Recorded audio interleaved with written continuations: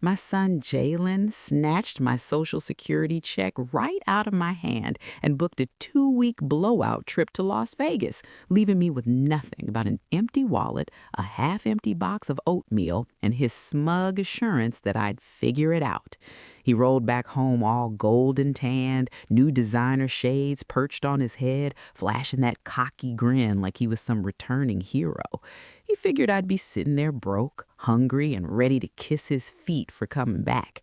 But when he yanked open the refrigerator door in the middle of the night looking for a quick snack, he let out a blood-curdling scream like he'd just seen a dead body inside. What's good, everybody? Welcome back to The Curiosic. Before I get deep into this raw story, a real-life tale of family betrayal, cold-blooded revenge, and finally choosing myself over everybody else, do me a solid. Smash that like button if you're feeling it already, hit subscribe so you don't miss the next one, and drop a comment down below telling me what city or state you're tuning in from. I love reading those. It reminds me how many of us are out here going through similar stuff. All right, no more stalling. Let's dive in. The front door had slammed shut about 4 hours earlier, echoing through our modest ranch-style house on the south side of Atlanta. But Jalen's overpowering cologne, that expensive loud stuff he drowned himself in, still hung heavy in the hallway like it owned the place. This house had always carried the faint scent of old pine wood from the floors my daddy laid himself, mixed with fresh coffee I brewed every morning. But Jalen's fragrance just steamrolled over everything, same way he steamrolled over me. I stood in the middle of the kitchen, staring at the closed pantry door like it might magically refill itself. The whole house was dead silent, the kind of quiet I used to cherish back when I was still able to work construction sites, coming home bone-tired, knees aching, but at peace, knowing the day was done. That silence used to feel like a reward. Tonight, though, it felt oppressive, almost predatory, like the walls were watching me, waiting for me to fold. My stomach growled loud enough to bounce off the tiles. No point in fronting. I was straight up hungry, the persistent kind that gnaws at you by evening and won't let up. I creaked open the cabinets one by one, hinges complaining like they knew what was coming. Shelves were spotless and completely bare. Jalen had packed in a frenzy earlier that day, tossing his favorite designer sneakers, flashy graphic tees, chains, and bottles of cologne into his oversized duffel bag like he was evacuating ahead of a storm. I remembered the moment clear as day. He'd paused at the door, shoes already on, hand extended casually. "Pops, let me hold your debit card really quick, just in case. You know how Vegas ATMs be acting up sometimes." "Jalen, that's my entire Social Security check. That's everything I got for the month. How am I supposed to eat or pay bills for 2 whole weeks?"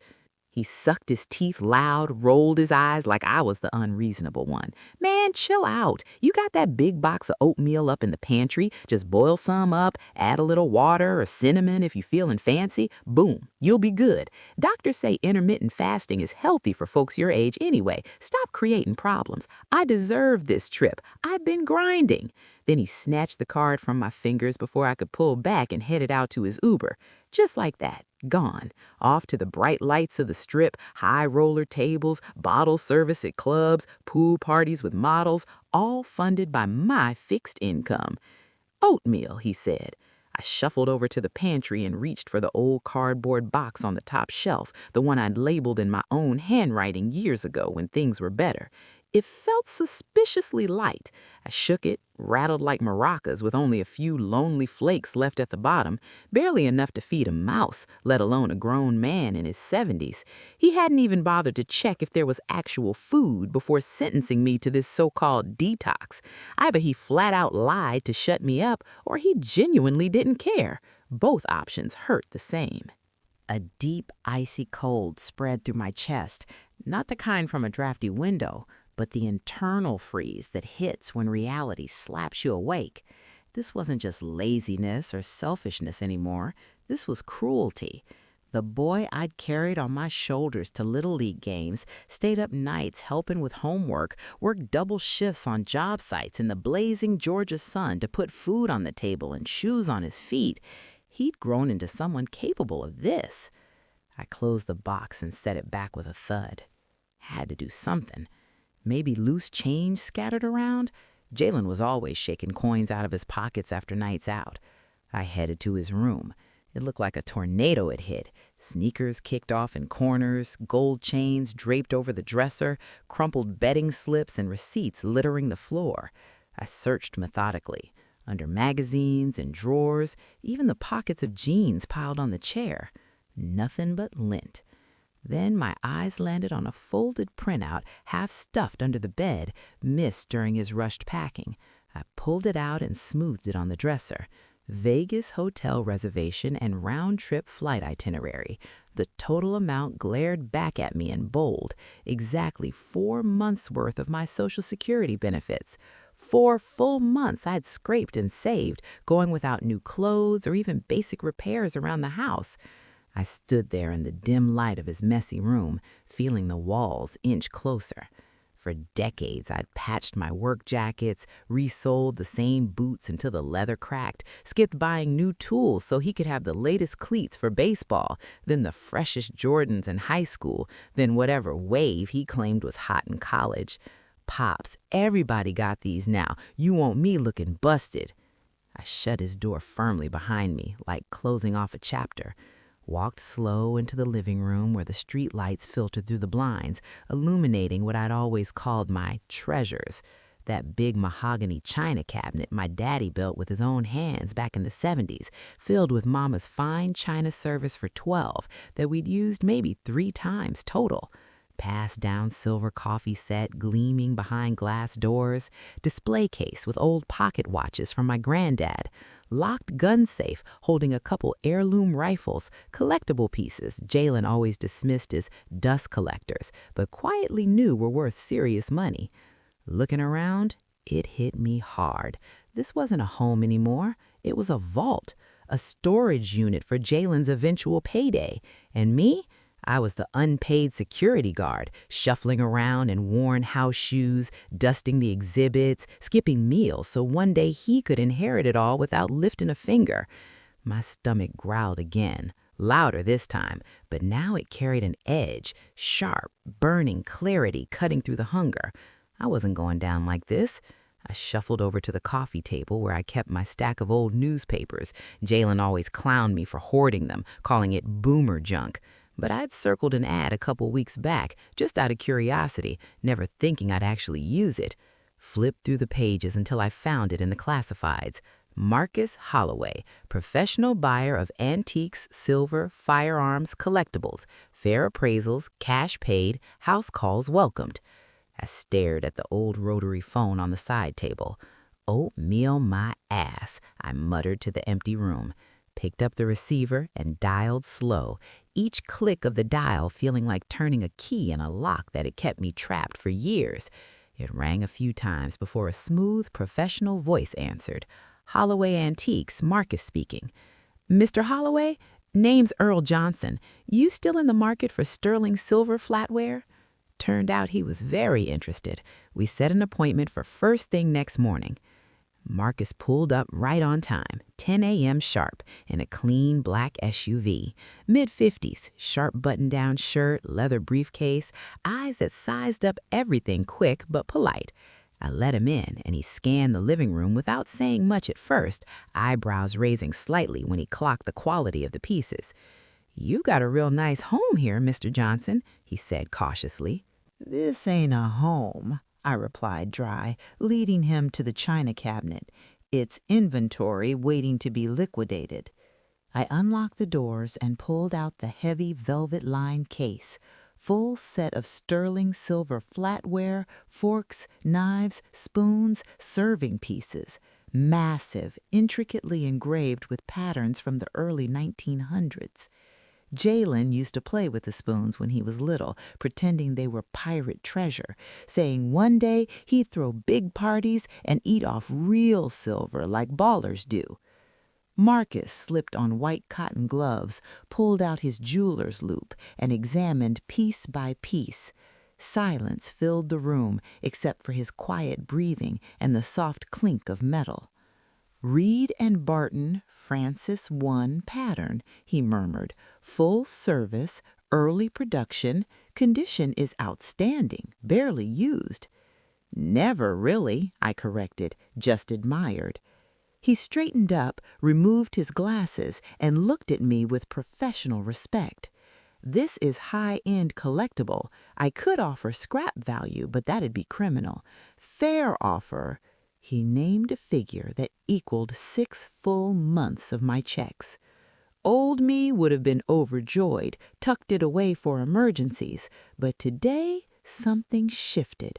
All those years haggling at flea markets for cheap tools, stretching every dollar on job sites, it kicked in. I countered higher. He smiled faintly, nodded. "Deal, Mr. Johnson. You're a tough negotiator." 10 minutes later, he left with the case, and I stood in the living room holding a thick stack of cash, more money than I'd seen in years. Heart pounding, but not from fear, from power. I didn't stash it under the mattress, grabbed my best jacket, the one I'd saved for special occasions, and headed out, not to the discount grocery with dented cans and day-old bread, straight to the upscale market in Buckhead I hadn't stepped foot in since before Jalen was born. Walked those gleaming aisles like I belonged, thick ribeye steaks, marbled perfect, fresh lobster tails, real European butter, aged sharp cheddar, baskets of ripe berries, artisan sourdough, a full rack of lamb. Bags heavy in my hands as I walked home, but they felt light, like possibility. Back in the house, I didn't eat at the chipped kitchen table, pulled out Mama's snow-white lace tablecloth from the linen drawer, the one Jalen always said to save for special guests or holidays. Today, I was the special guest. Spread it smooth, set out one of Mama's fine china plates with gold rim, real silver fork, I still had plenty of those. Grilled that ribeye medium rare on the old stove, butter sizzling. First bite, juice running down my chin, flavor exploding. It wasn't just steak, it was freedom, proof I mattered.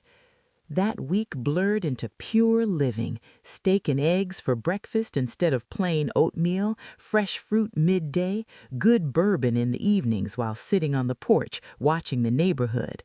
Felt like waking up after decades of sleep. Then Jalen called from some noisy Vegas pool party, music thumping, girls laughing in the background. "Yo, Pops, you holding up all right? Still alive over there?"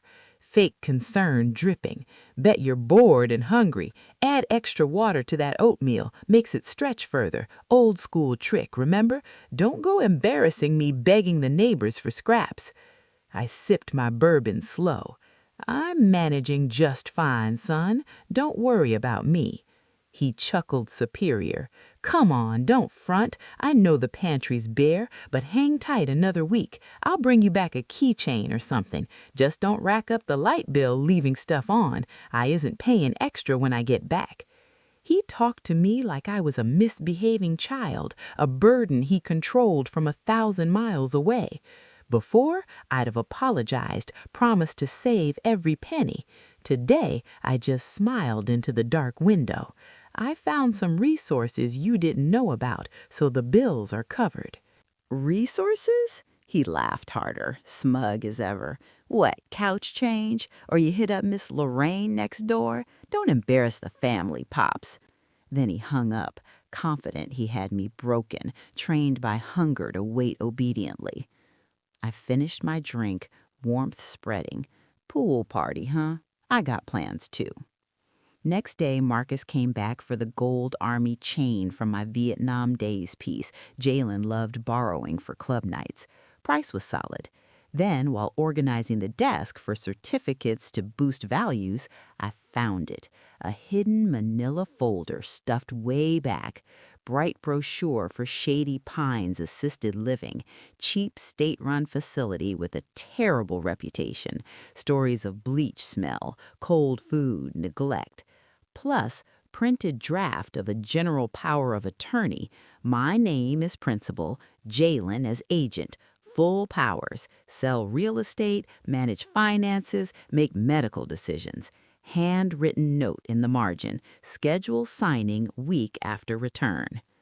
The room spun. This wasn't impatience for inheritance. This was a calculated plan to accelerate it. Dump me in a warehouse for the forgotten, sell the house and everything inside, party on the proceeds while I wasted away. Tears didn't come. Pure fury forged into steel resolve. If before I sold to eat and live a little, now it was war. Called Marcus immediately. Bring a truck and crew. We're clearing the house. Everything of value. He arrived with 2 strong helpers. They wrapped and carried out decades of treasures. Daddy's mahogany cabinet, the full china set, heirloom rifles from the safe, pocket watches, even the old Persian rug. With every piece gone, the rooms echoed but breathed easier, lighter, airier, mine again. Marcus tallied up, wrote checks, handed cash. The total was life-changing for someone on fixed income. "Are you sure?" he asked quiet as the last box left. "No regrets?" "Only regret is waiting this long," I said, watching the bare walls. Door closed, house silent but peaceful. First call, professional deep clean crew. Windows, floors, walls, everything sparkling fresh, smelling like lemon and new beginnings instead of dust and stagnation. Second, ordered from an elite gourmet delivery service I'd only ever window shopped online. Prime ribeyes, king crab legs clustered in ice, tins of beluga caviar, white truffles in glass jars, top-shelf bourbon, exotic fruits like dragon fruit and mangosteen I'd never tasted, aged cheeses, foie gras, handmade chocolates. Delivery guys struggled with the heavy insulated boxes, packing my old fridge until shelves sagged under pure luxury. Cold air hit with sense of wealth and indulgence, not a spare inch left. I stood back, admiring it, my shield, my statement, my feast. The wait ended exactly 2 weeks later, right on schedule. Key scratched in the lock around noon. I sat calm in the kitchen, back to the hall, sipping fresh roasted coffee in one of Mama's delicate cups.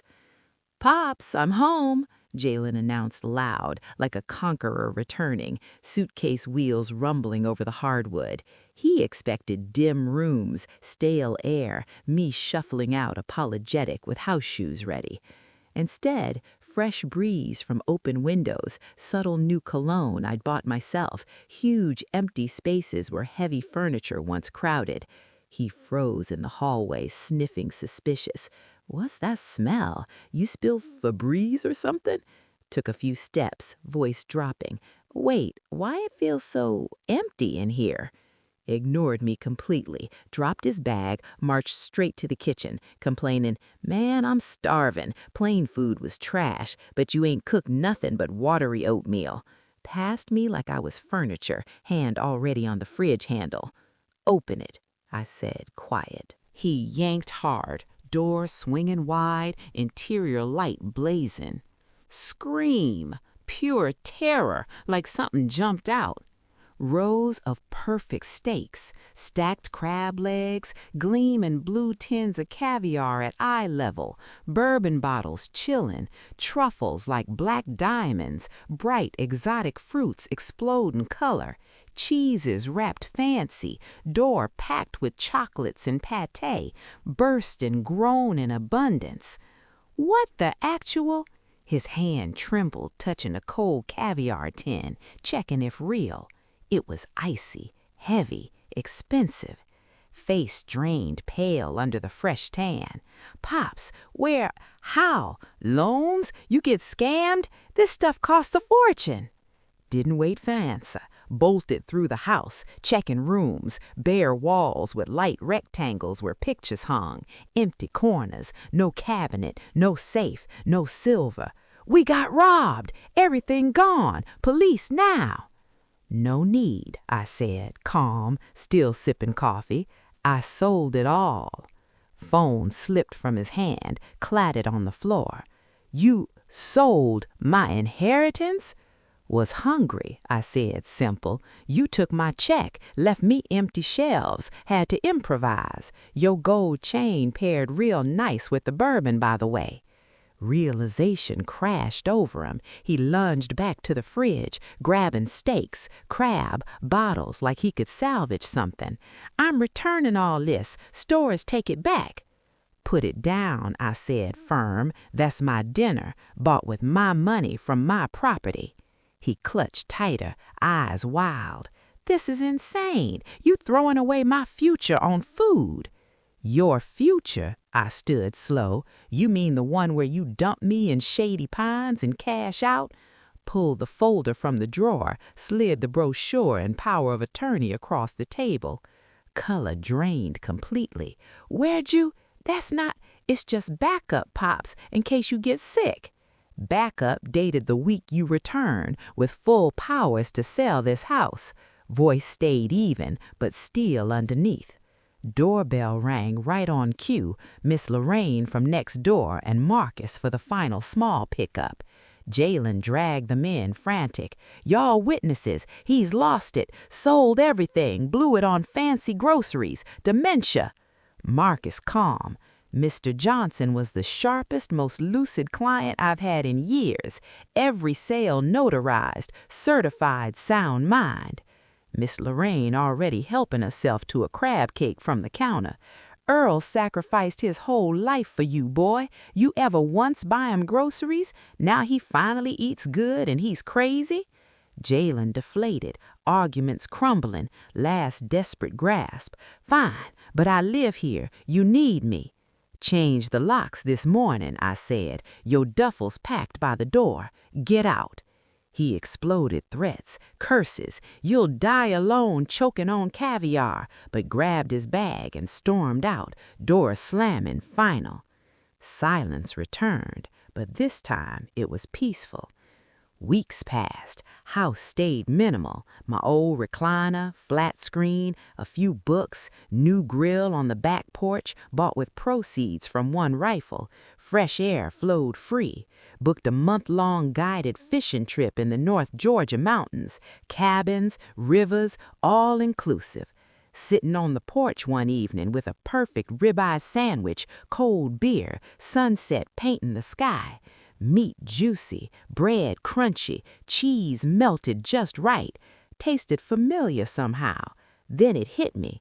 Tasted exactly like those old war medals I'd finally consumed. Damn good. This was freedom. My house, my money, my life, every last bite mine. So what do y'all think? Was I right to sell everything, cut ties clean? Do parents owe their kids an inheritance no matter what, even when the kid's actively plotting to warehouse you for the payout? Where's the line between providing for family and getting straight played? Drop your honest thoughts below. Ever dealt with entitled family like this? Could you go as far as I did? And don't forget, tell me your city or state. Like if this resonated, subscribe for more real-life stories like this, and share with somebody who needs to hear it. We all deserve to choose ourselves sometimes. Appreciate every one of y'all. See you in the next one.